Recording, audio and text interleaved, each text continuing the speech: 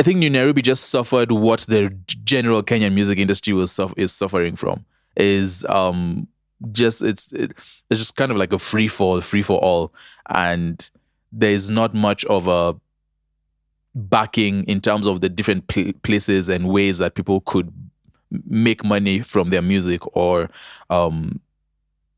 promote it, and like it was just very, very independent, like a very independent movement in whatever way. So that it kind of suffered that same thing that we're still suffering till today. So, and no support from the creative economy or the creative arm of the government, if there's one. So it's kind of like, yeah, like what do we want them to do?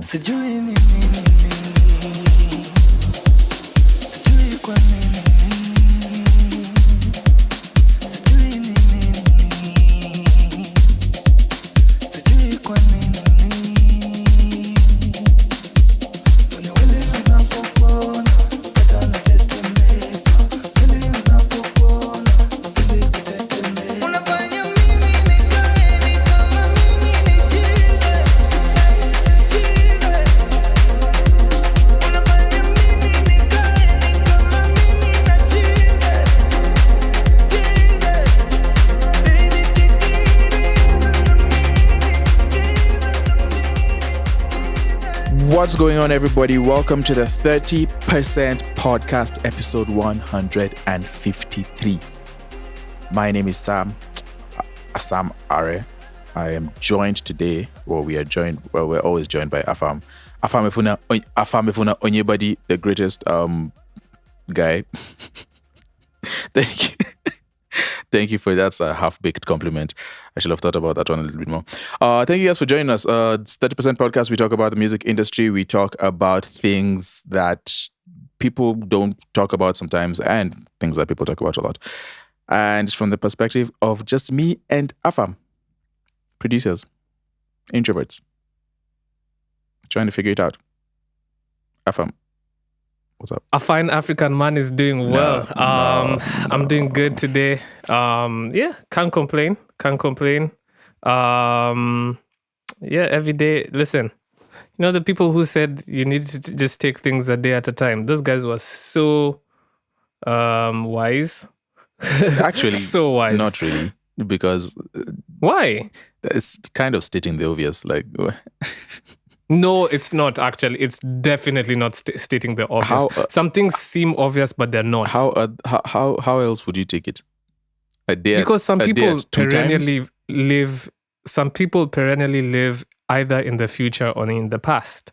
Some people don't appreciate that you just have to get the best that you can from today, maximize the present, and if you have more good days than you have bad days, then ultimately you will be moving forward in a positive direction. Sometimes I find myself thinking, now, there's a fine balance, of course, because you can't live just by the day. You also have to make plans.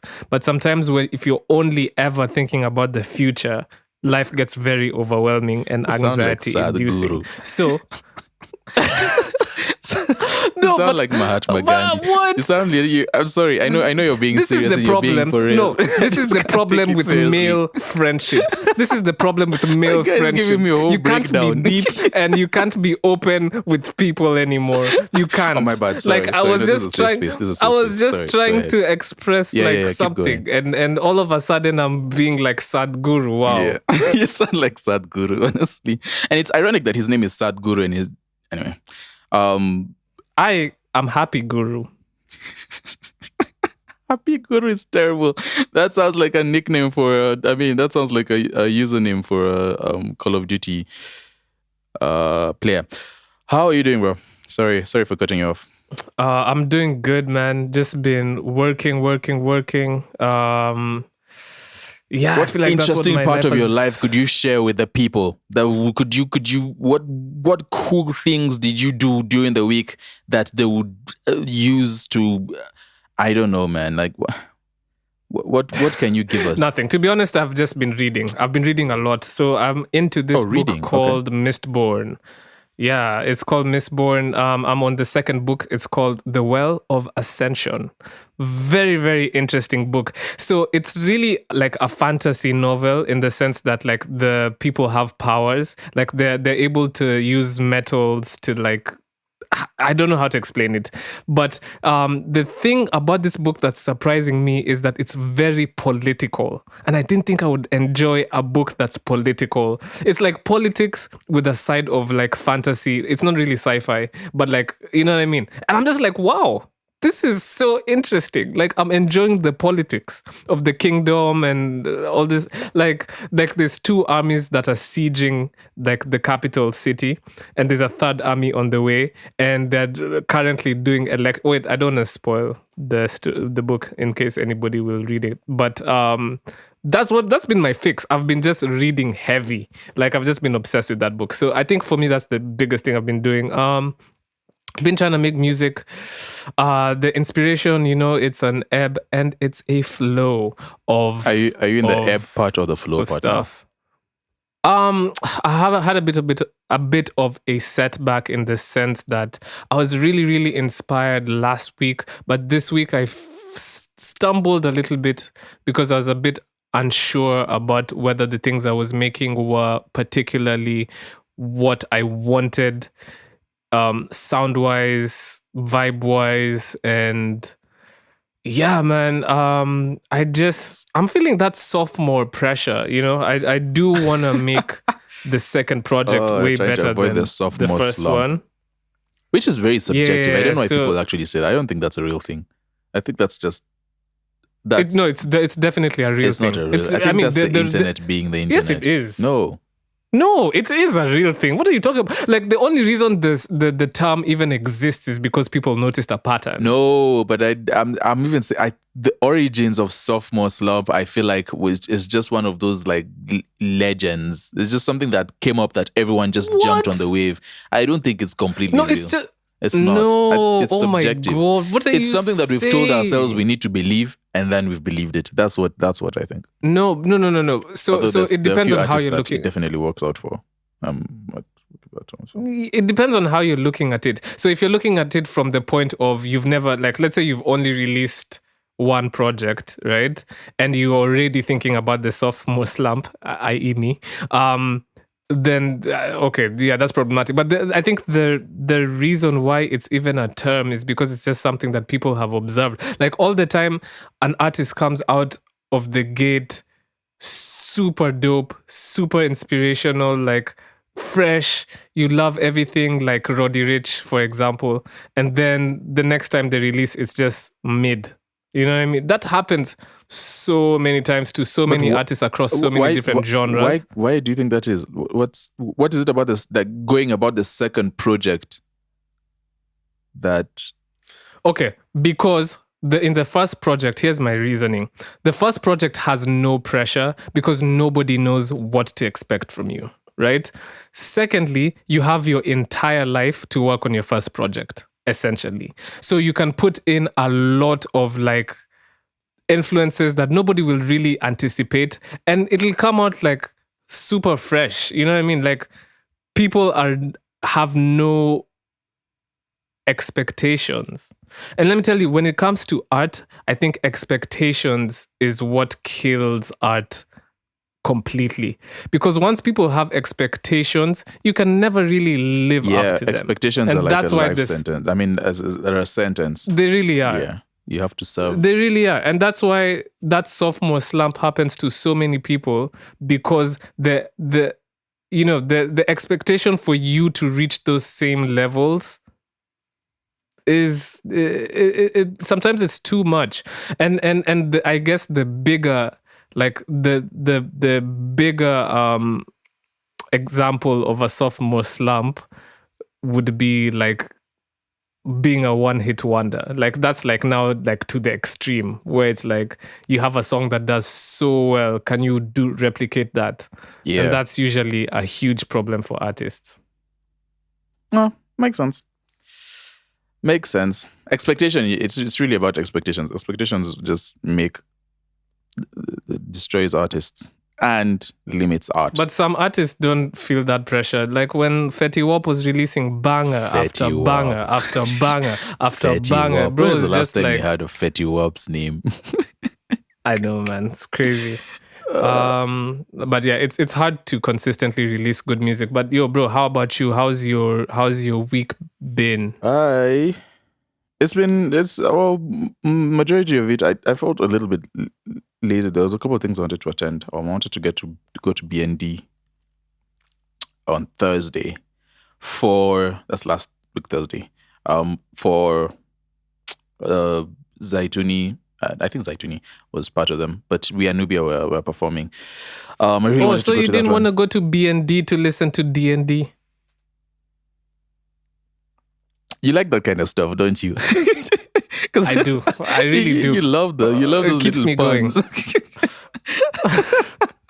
Is that even a pun? That's not really a pun. That's just dumb. Yeah, it's not even I don't even know what that is, but you love them. No, yeah. So I didn't go for that. Just the way I was going to go for it, but then the way they panned out was just I didn't end up making it. And then I also want to go to I think it would have been the last talk at Goethe Institute on Friday, which I also didn't end up going for.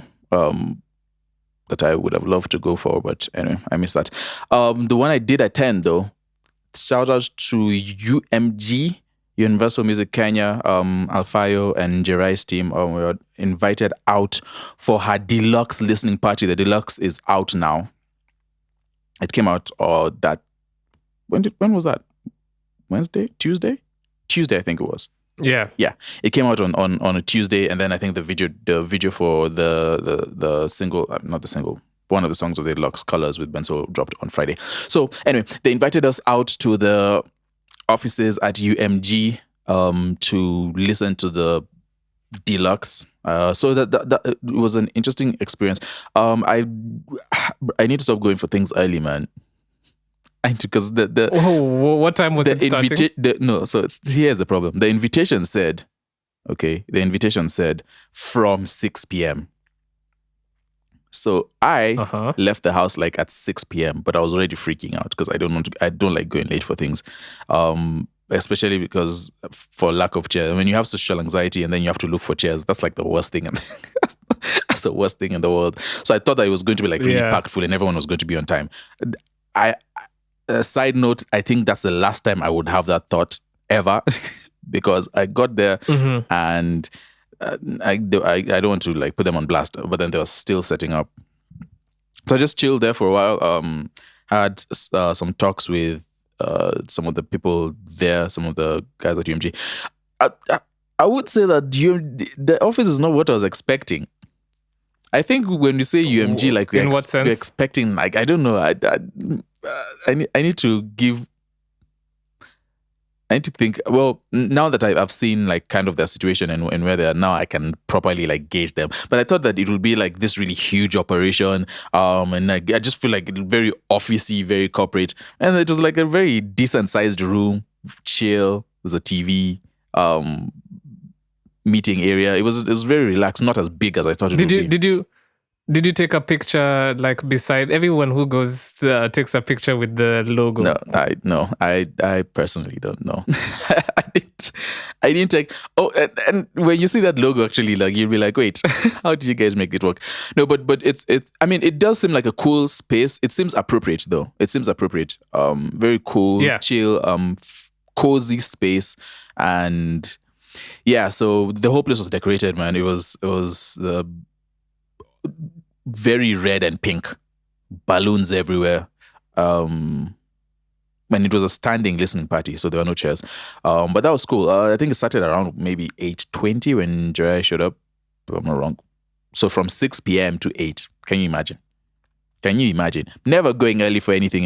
But they tell me it's starting at 7 o'clock. I'll be there at 9. We've learned, man. You have to Kenyan timing. Yeah, bro. but that one entirely might have been my fault because I probably misjudged it. But anyway, or rather, I was maybe a little bit too anxious. But it was cool. So Njerae showed up. We played a little game, sort of like not a question and answer, like an icebreaker type thing, where we were just asking questions and giving gifts.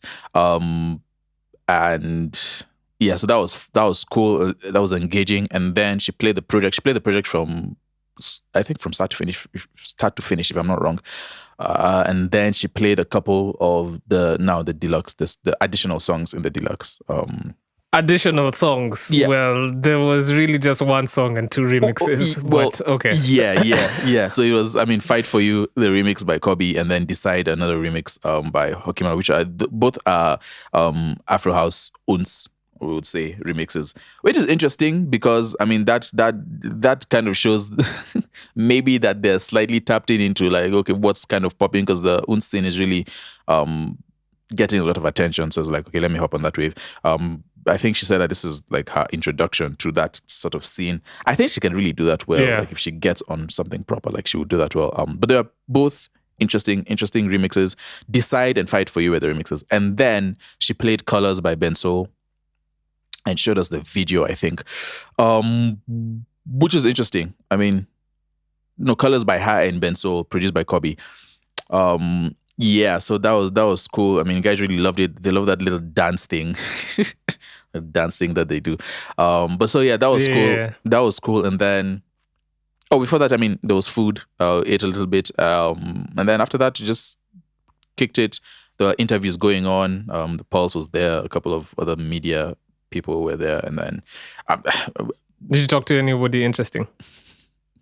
Had some discussions. I think the most interesting talks were some of the discussions with the people at UMG, because I had a whole bunch of questions in terms of how they're going about things, and I got a couple of answers. But yeah, so did you ask them, what's your plan for African music? Actually did. Actually did. She have seen me. After you, listen, I'm the worst person outside, because guys were chilling. Like, so after the thing ended, after the listening party ended, and now it was just like, yeah, guys would, go at your own time. So people are just like kicking it, talking about stuff. Me, I'm over there grilling people about you. So what's UMG's plan? People are like, fam, we just want to have fun, man. Like, who is this? Who is this guy? Get away from here. So anyway, I am who I am, man. I can't help it. I'm too serious for my own good. But yeah, I asked them about it. It was very insightful, I think, just knowing. The thing that I figured out is sometimes we have perceptions on the outside, and the reality could feel the reality different. And what's happening on the inside could be completely different. So this, of course, we're human beings, so we're going to have perceptions. But then after that, hey, if you be constantly on the search for knowledge and truth, and then I guess that will fix things. But yeah, it was really cool. It was a good outing. At some point I realized my social battery was dead. I was like, okay, you know what? I'm just standing around people watching. So I decided to leave and go home. But yeah, it was very cool. Shout out to Njerae and congratulations on the Deluxe. And yeah, thank you to her team and everyone for inviting us out. And a couple of other cool people were there too. So shout out to yourselves. What time did you end up leaving? Like 10-ish? Yeah, I won't say maybe 10. Was it 10? Between 10 and 11. Okay, I think it was around 10. That's not bad. I'm going to check my Uber receipts. Yeah, but it was fun. Very fun. Shout out to the guys at UMG, man. Bro, I'm having mad FOMO, bro. Man, I would have liked to come and see what's popping at the UMG offices, man. Universal. That's Lucian Grange. That's his legacy. It's a few steps away from that's Lucian his legacy. Grange. Couple of steps away. Bro, come on. They just beat Drake at a bro, those are the guys right now. Drake beat Drake. I'd love to. Drake beat himself with that loss. That's actually true. Okay, well, shout out to them. Shout out to Njerae. Genuinely very interested to see where her career goes. Yeah, especially with what they're trying to do. Major. Yeah. But in terms of the optics and even the streaming numbers, I would say they are doing something. You look at the numbers are numbering. So true. I also feel like sometimes I think it's, as fans, we put a lot of pressure on people and you don't really know the full situation. For sure. Yeah, so that's kind of stuff that might happen just because it's a UMG and it's you guys have to and you have to. It's like, all right, relax. Let things unfold. But yeah, shout out to them. Hope what they're planning to do works. Yeah. So Sam, I want to talk about. So there's something this week that I've just been thinking about a lot, and it's a term, it's a name, it's a label that's been around for a while now, and isn't as new as it was or it felt when it first came about. And it's Nu Nairobi. I'm pretty sure we've mentioned Nu Nairobi on the podcast before. Yeah. How could we have not? Yeah, it's a part of the Kenyan scene. Like you can't ignore it. It is. And the reason why I want to bring it up is because I feel like I have been kind of going on a tangent in the past few podcasts. I'm sorry, guys. I know I've been talking about, Alte, Santi. I would do things like I would more like be on the alternative scene. I've just been beating you guys to death. Goodness. And I'm doing it again. And I'm doing it again because I want to talk about Nu Nairobi and why it doesn't exist as we were introduced to it. But I think the sentiment and I think its spirit lives on in the industry right now. So I was rewatching a documentary because I realized I watched this documentary a while ago, but like watching it again was very eye-opening because I completely forgot. I even forgot about the existence of this documentary, but there's actually a Nu Nairobi documentary on YouTube, and it's done by 180 Fact or 180 Fact, and it was just so interesting. 7 years ago is when this documentary came, bro. Time flies. It's scary how things just go by so fast. Like today, you could be the new thing, the new in thing. But bro, I have a feeling like 5 years from now, we'll be like, oh my God, Urban Tone. Remember that when it was new? Like, you know what I mean? Like, yeah. It's like time just goes by ridiculously quickly. So that was one thing. But one thing that I was just, watching this, I was like, Nu Nairobi really failed. Like, it failed as a movement in terms of what it could have been. I think while it was still, while the people were still really invested in pushing it as a movement and as a collective and just like as an ethos, it really was doing well. And okay, I would say the people who came up from Nu Nairobi are still really thriving. So maybe in that regard, I wouldn't say it failed. But if you look at other movements in other countries, like they still have like momentum and stuff like that. But Nu Nairobi doesn't.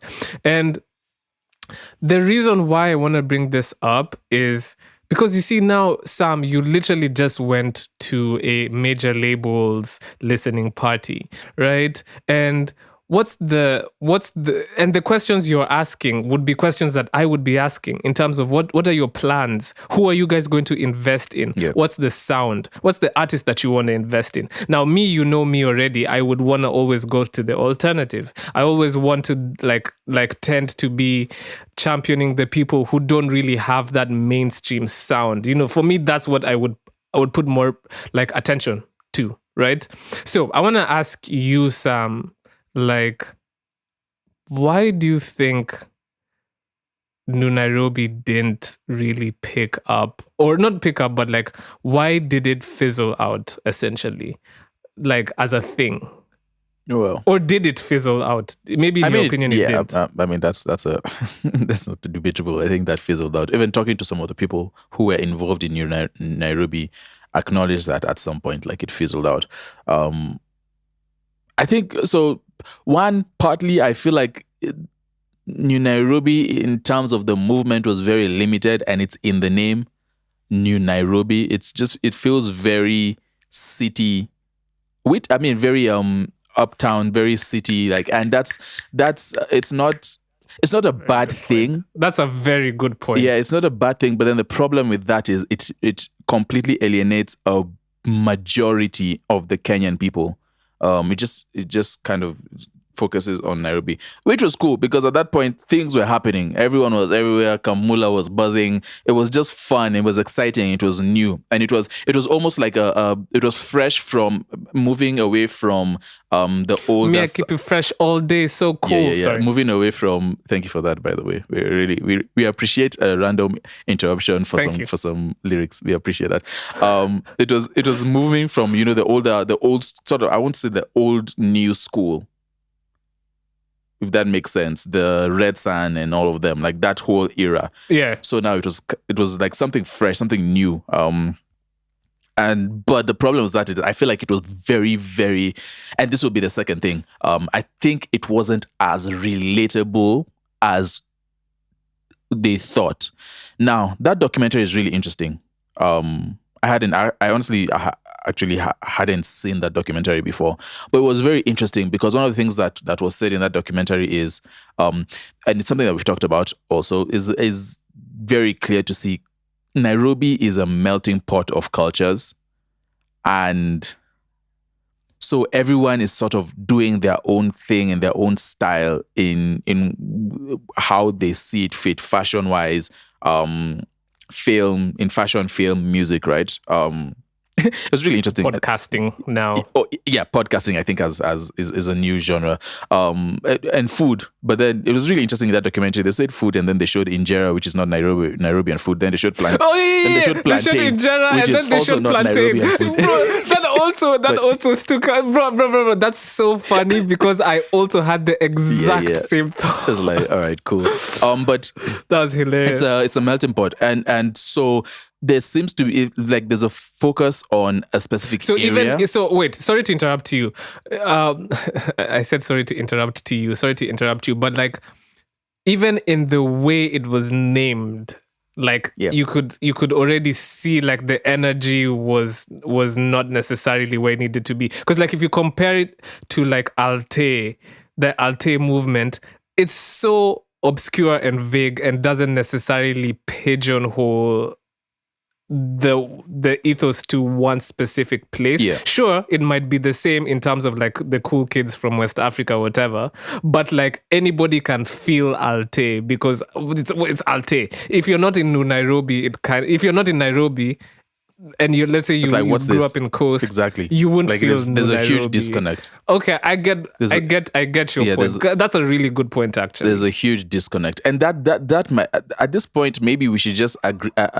We should just acknowledge the fact that Nairobi is forever. Like maybe there's not going to be like one major sound or whatever that's really going to tie the whole city. Like we should just acknowledge that Nairobi is going to be Nairobi because this is how it has been. I mean, that was 7 years ago, and everything they were saying in that documentary, like if you go and watch it, it's still exactly the same thing. We probably even talked about it two podcasts but ago. It is, but Sam, it's a bit sad to watch. One, I want to ask, do you think Urban Tone is making the same mistake? Because the term urban is in it. And does that also pigeonhole the whole movement to, it's an urban thing and not everybody's from urban areas? Or do you think that's also a misstep? Yes and no. I feel like Urban Tone has more going for it in that way. Nu Nairobi even the way it's spelled, like it's not New Nairobi, it's New and New Nairobi. A regular human being won't think about that. Urban Tone might have a little bit more. Well, even Urban Tone is spelled weird. They're trying to be fancy as well. They're just trying to be fancy with the Urban Tone. Yeah. But plus Urban Tone Urban Tone sounds like one of those old companies that sells MP3s online. Urban Tone. Yeah. Anyway, NPCs. but I feel like, and the thing about it is, Urban Tone is a more familiar. See, Nu Nairobi was a completely different sound from what the mainstream was used to. It's very niche. Urban Tone sort of ties into Kapuka, which is it's a lot closer. It's a lot closer, and the sampling and everything. I don't know about Kapuka. Well, it ties more into Gengeton. Gengeton, Kapuka. Reggaeton I bunched them together. Themes. That kind of whole drum beat or sound. Yeah. They're just. Actually, I would say dancehall is the biggest influence. Well, a bunch of influences, and they're varying. It varies in terms of the the influences. So I feel like Ableton maybe has more going for it. Than Nu Nairobi just seemed like Nu Nairobi seemed like it was a bunch of that we came from an established industry where you have the Caliph, Ogopa, or that whole movement, and then a bunch of kids just showed up. That's what it felt like. A bunch of kids showed up and were rapping differently and were hopping on beats that wasn't. But here's the thing. One, I want to say, or I just want to ask the question, or actually, from what I saw in the documentary or relearned, was Nu Nairobi wasn't in its inception as exclusive as maybe it became. Yeah. In the sense that you see Boutros in the documentary heavy, and Boutros and Musau, you see Musau with dreads. Can you even think about Musau with the dreads? Anyway, so Musau with the dreads, Boutros, like they were super young. Star. Yeah. Sorry.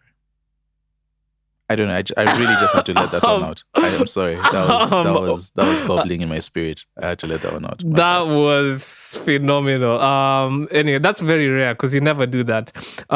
So anyway, like you see them like Shrap. So essentially, the implication was like, because Shrap is a smaller or a bubbling genre, it's Nu Nairobi. Because I think this whole sentiment was whatever isn't necessarily viewed as the mainstream, Nu Nairobi accepts as one of its own. Yep. So I think in its inception of what Nu Nairobi should have been, it was more about whatever is alternative and not necessarily what the cool kids were doing alternatively. Yeah. Do you get what I'm trying to say? Yeah, I mean, yeah. So I think in its inception, that's what it was meant to be. Now, what it became, maybe that was slightly different. But I think so when I talk about Nu Nairobi and why I said in the beginning that its ethos might still exist, is I think it hasn't died. I think the people who were doing it was only 7 years ago. They're still making music. They're still DJing heavy. They're still, at least now they're even getting more power in terms of like more establishment, making actual decisions in the industry. So I think the sentiment is still there. The label is just not. Yeah, I mean, Nu Nairobi kind of split into different lives, and you have the DJ movement. A lot of them became DJs, and still continue to push the alternative sort of music within their DJs. So they didn't stray too far from that identity. And of course, the whole Shrap movement sort of stemmed from there and came out from there. And then just different movements that have had their individual moments within the whole Kenyan music industry. I mean, the Kenyan music story. So it's not like it died. It just sort of like it's like when you're playing a video game and then you shoot at like a bubble and then the bubble breaks down into different smaller bubbles. And then you have to keep exactly. Yeah, so that's kind of just what happened. It's just. Do you think? Yeah. Do you think movements like Nu Nairobi are very important for the music scene? It does show, yes. It shows. I mean, it shows a difference in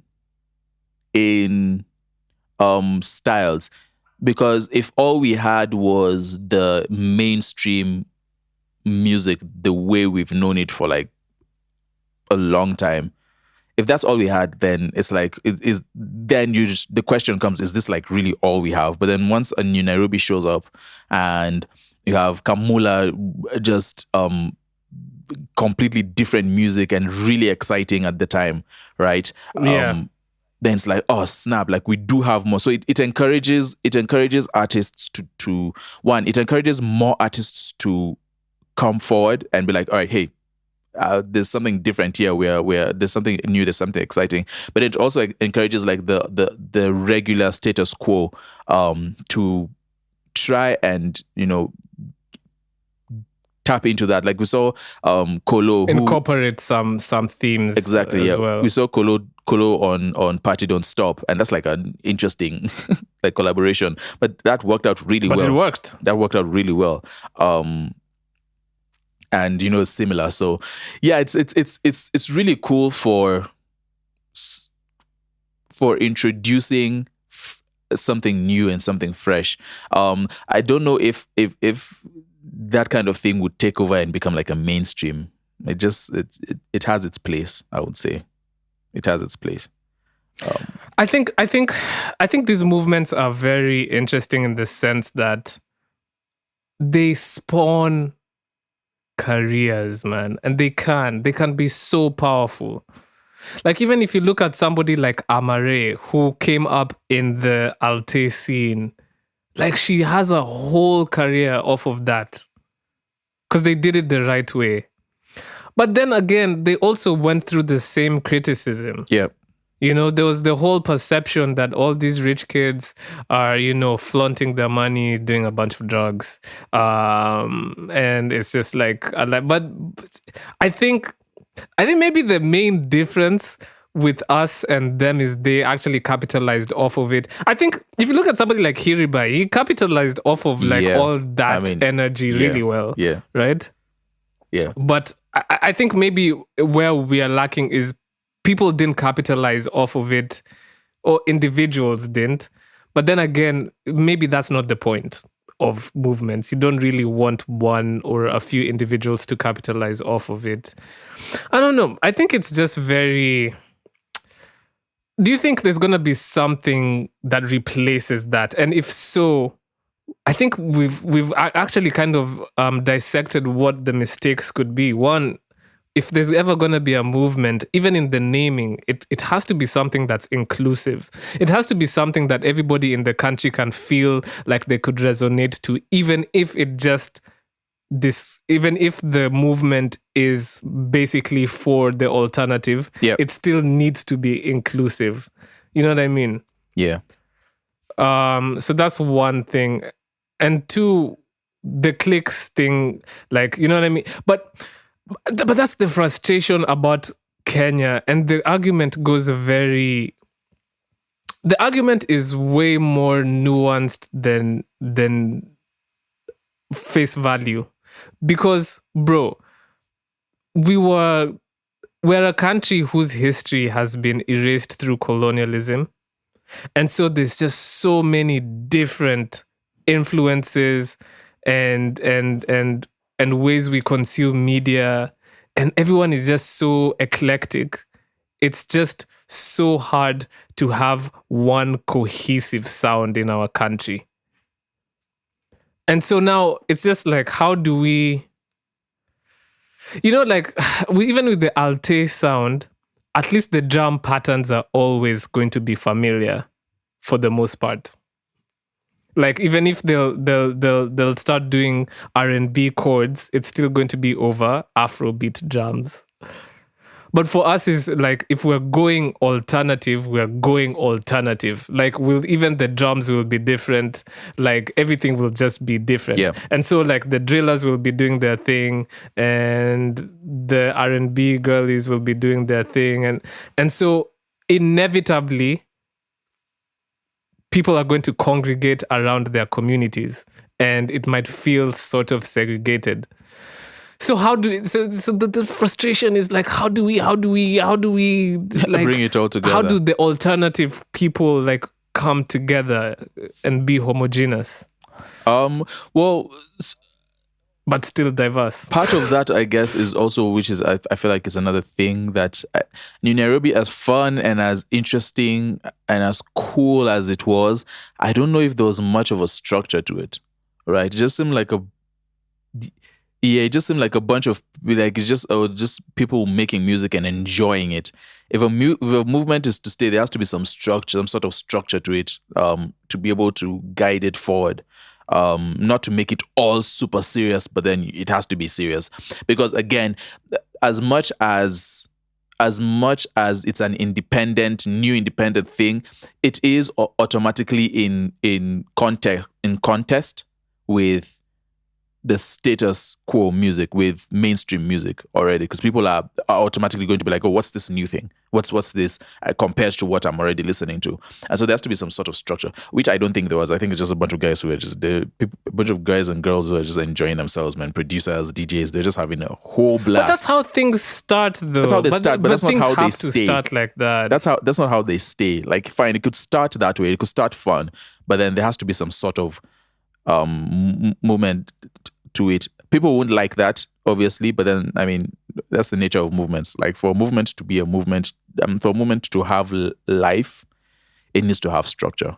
So, but you can't really blame them. The Kenyan music, that's the thing. I think Nu Nairobi just suffered what the general Kenyan music industry is suffering from. It's just kind of like a free for all, and there's not much of a backing in terms of the different places and ways that people could make money from their music or promote it, and like it was just very, very independent, like a very independent movement in whatever way. So that it kind of suffered that same thing that we're still suffering till today. So, and no support from the creative economy or the creative arm of the government, if there's one. So it's kind of like, like what do we want them to do? But we do, but I think we do need the alternative. We do need the alternative in our ecosystem. And whenever I say alternative, I know some people might think, oh, alternative rock or whatever. No, it could be something that's very, very, very Kenyan, but just not what's in the mainstream. Yeah. You know what I mean? Yeah. We need that stuff to be way more like competitive. Because if the mainstream is just mainstreaming, I need to stop doing that. But if the mainstream is just mainstreaming, like, bro, there's not going to be any competition and we're just not going to grow as an industry. Right? And the people who are making super important decisions will just stick with the same mainstream ways of approaching things that is just not exciting. You know, the labels are just going to target how can we appease the mainstream, right? Like, nobody's going to have the thought to put in somebody super alternative. And remember, when I say alternative, I don't mean just like Western modes of making music. I mean people who are doing things that are not necessarily what you would hear on the radio. Yeah. Right? Yeah. They're not putting those people in the position because that's just, like it's not even a reality to people that the alternative can be successful. And I think that's super, super problematic in our industry. That's true. And that's why we need a resurgence of a feeling, of a movement. It maybe doesn't even have to have a name, but we just need that energy. Nairobi. Nu Nairobi. No, it's not going to be called anything close to that, but it's just going to be different. And we need that. We need that heavily. And I'm sure there's things like that. First of all, me, because I'm not on the ground, like there's a lot of things I'm missing. But I feel like spaces, like events, those are the things that spawn a lot of these movements. You know, kids meeting up at one spot all the time, getting the same ideas, and then, you know, that's exactly how Nu Nairobi happens. That's why Nu Nairobi is so heavily linked with places like Creative Garage or like Alchemist. Yeah. Right? So we just need something, bro. We need more. Like we need, because there's people doing it, but it's just too sparse. I do feel though, I feel like as we progress that it might be harder to do that now because number one, we already have the Nu Nairobi scene to look back on. Right. And so whatever we take from that is going to be, we're going to have those same ideas. What I'm trying to say, so like, for example, one of the things about Nu Nairobi was that sometimes it seems like it's for the cool kids or kids or people from a better lifestyle than others. And so there was that divide, that almost class divide. I don't like saying that, but then there was like a class divide.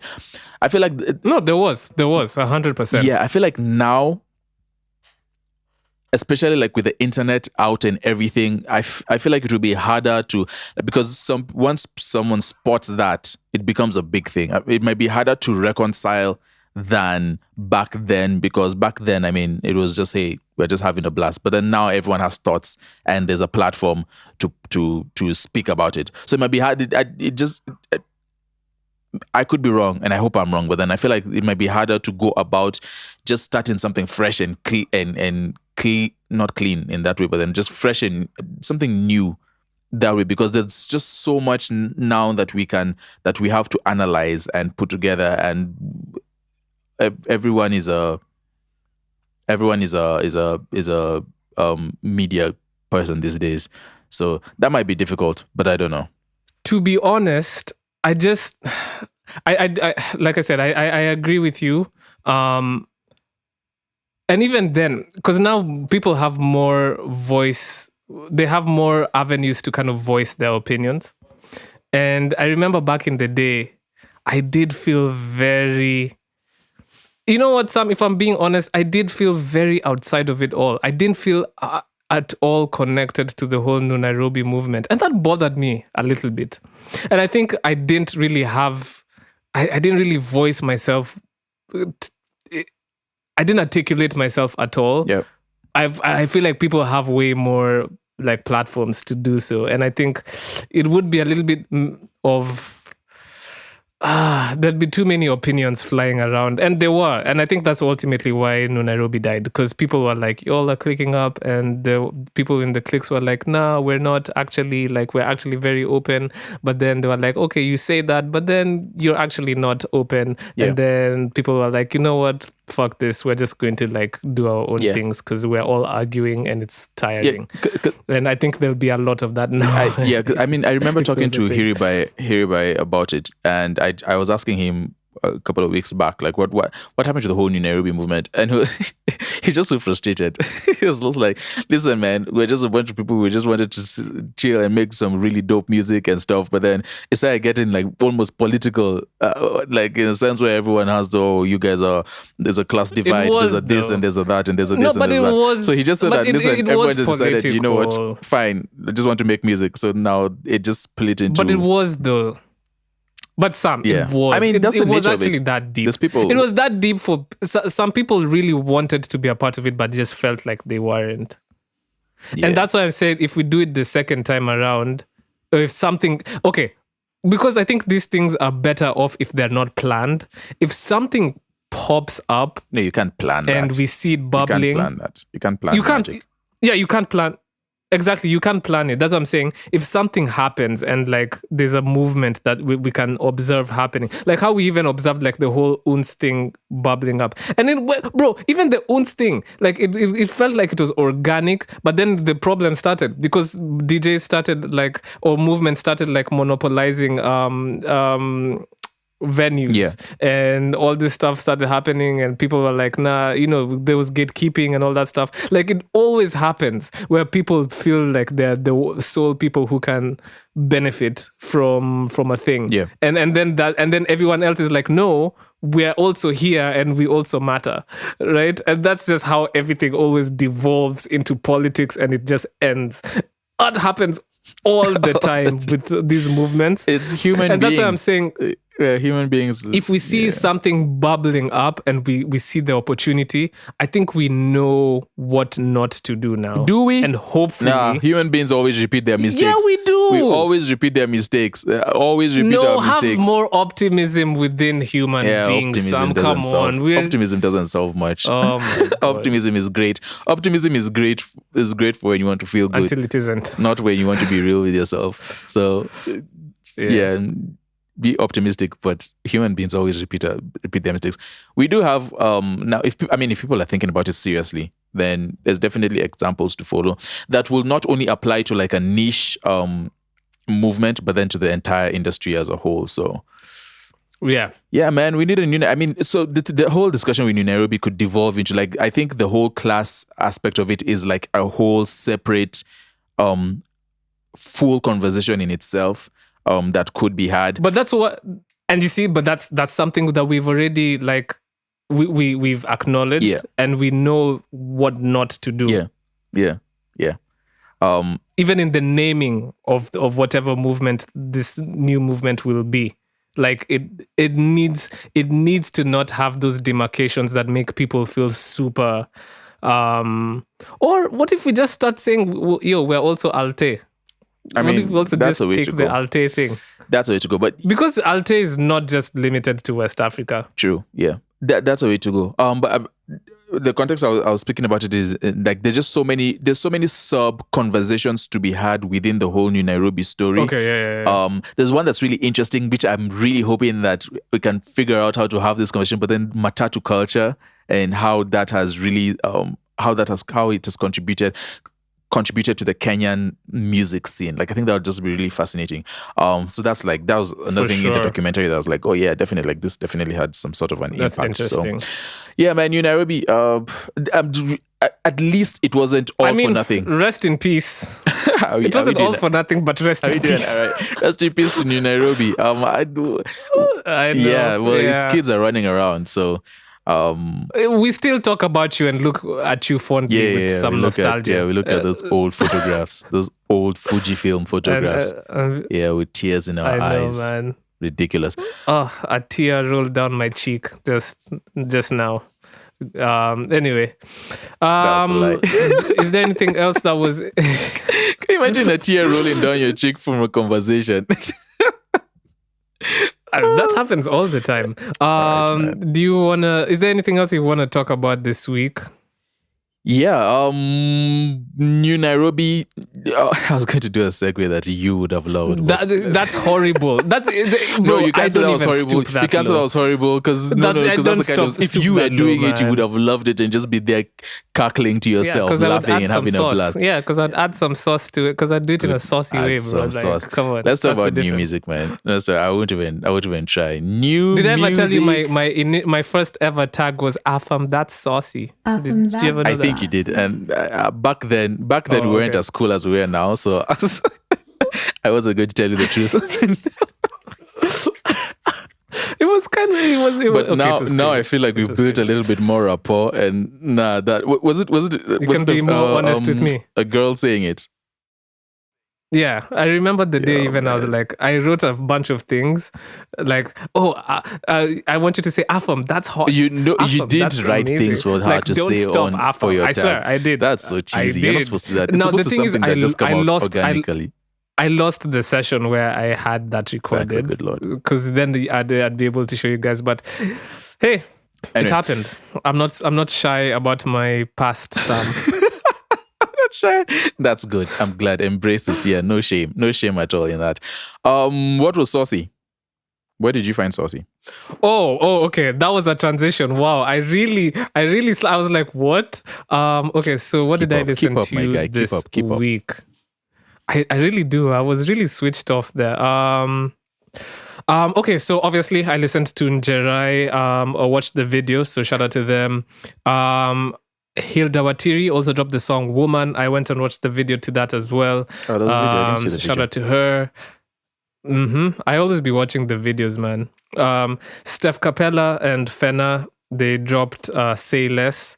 It was on some Alte Afrobeats vibes. Tipsy G, Watenda Willie, and Furthermore dropped the song Pia Minataka. It's good to see Watenda Willie collabing with bro, that's urban tone, that's the benga Afro pop, and then the genge tone sound. Like, that's cool. That's pretty cool. That's a nice collaboration. Then I listened to let's see. I want to give a shout out to Sour by K-Rop, Yeah Listen, and JT Bulinda. I think that was a really good drop. So shout out to them. And lastly, I'm going to give a shout out to Brooklyn Boys. They dropped their album 58 Flavor. Now, I'm not going to lie, I didn't listen to the whole thing because you guys know me by now and you know I struggle with long projects. Guess why he did listen to the whole thing? When I see long projects, I'm just like... Yeah. Bro, I'm just like, please. But I listened to a bunch of songs. So shout out to That's Brooklyn interesting, Boys. It looks like they've put a lot of effort into this project. Yeah. I mean, do you think... Okay, now let's actually contextualize it. Do you think like artists here have like that right? Especially, so, okay, let me finish my question before I do that a lot where I'm asking a question, then I ask a question within the question. That might be confusing. Do you think that artists here have a right to give us like the long project? Now, one of the reasons that people do that in the West is to play the streaming games. But here, I don't know if we're earning as much from streaming as them as other markets. So do you think that the whole 17, 20 track album would work here as much? Or do you think artists should just really just shave off all the excess and like try and focus on like a core, good, simple project? What do you think works best? Shave off the excess. Shave off the excess, please. I'm begging you. Please just make a 7-song album, What? please. Because, bro, like, honestly, I think we'll go way farther if you put in... Bro, Sam, if somebody put in their whole being into making 7 of the best songs. Like it's meticulously arranged. All the songs flow into each other. Like the concept is super crisp and shines through the entirety of it. The artwork makes sense. There's a music video for at least one song. But some people have more than 7 songs worth of things to say. Then unfortunately for you, Afam will not be able to listen to the whole thing. I'm so sorry. Yeah. Because honestly, I just think we're not playing streaming games here. I think we should master I mean? Putting out albums before we master before we start throwing like incredible, because if you have a project and it's not, and I'm not, this is just in general, if you have a project and it's really long, it has to be also very good. If you have a project that's just, you know how we've been putting out albums, some people just put out albums haphazardly, without a care in the world for really the art of it, right? And then that just you can just immediately tell when you press play. So yeah, maybe shorter albums would work, but hey, are you trying to don't limit artists? Yeah, that's also true. What else did you listen to? Honestly, I think that was it as well. Mrumbi, and I do not pronounce Ceke. I do not pronounce that name, so I'm not going to butcher it. Released Kizungu. Oh, Sheikh. Oh, thanks. They released Kizungu, so that was interesting. I think that was most of what I listened to. There wasn't much, honestly, that really. I can predict what happened there. Like, see, they didn't Njiru release a song with Kili Hippie. Or like the Kili Hippie was heavy in the project. Yeah, so I'm sure they just had one session with Kili Hippie. Or maybe they've been tapping in with Kili Hippie. Because I'm pretty sure Kili Hippie produced this. I mean, even before I finished listening to the song, I was like, this is Kili Hippie. Sounds like him, yeah. Like, so it's nice to see the collaborations happening. Yeah. But that's that. I think for this week, in honor of Njerae's Deluxe, we could play a song off the project. Now, this is the only original song that came from the project, which is very interesting. I mean, when you think of a deluxe, you think of in the traditional sense, you think of like a whole bunch of extra new songs. But hey, maybe she's at least 4 new songs, man. Yo, artists just can't live. Like we're always demanding things from them. But yeah, so she teamed up with Bensoul for the song Colors. Interesting, produced by Kobby Worldwide. So yeah, this week, our pick of the week is Njerae and Bensoul. The song is Colors off the 4-letter word Deluxe.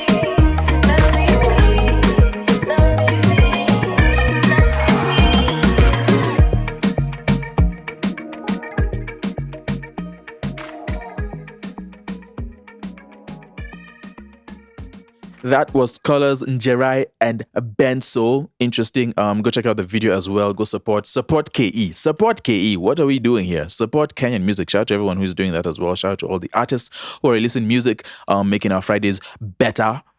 And for some of them, they're making our Fridays worse. Shout out to every single person releasing music. I can't say that. Okay. Oh, my bad. I did say who. No, you can't. I did say who. Listen, a majority of people are making our that's for sure. Fridays That's great. for sure. So, and if you're listening to this, I'm talking especially. If you're an artist, it's you're the one who makes the Fridays great. I wasn't speaking about you specifically. It was someone else. Yeah, that's that. 153. Yes, sir. If you're new to this podcast, I usually like ending it by saying we started this podcast because we want to see Kenyan artists paid more and played more. And ultimately, we also just want to thank you guys for sticking with us and listening to this podcast for as long as you guys have been. Means the world to us. I also want to tell the new listeners, I like to end the podcast with the 3 C's, which is a mantra that I created for myself because I am not perfect as a creative and I'm trying to improve. And the 3 C's are confidence. Number 1, always be confident in yourself. Don't let anybody take away your confidence because that's what is going to sell. That's what is going to make people recognize your worth. Number 2, consistency. Way more useful than being talented. Trust me. There are many people in this world who just work hard and are very consistent, who go way farther than the people who are talented. That is a fact. Number 3, craft. Always work on your craft. Dedicate some time to working on your music, your art, your paintings. Whatever it is you're passionate about. And trust me, those 5 minutes, if you spend 5 minutes in a day, they will add up. And yeah, man, Sam, it's been a pleasure recording this podcast. Let's see what happens with Nu Nairobi or whatever it becomes. So hopefully, New Nairobi. Hey, hopefully we've planted the seed. Yeah. Sam, don't roll your eyes at me. Anyway, we will see you guys on episode 154. Yep.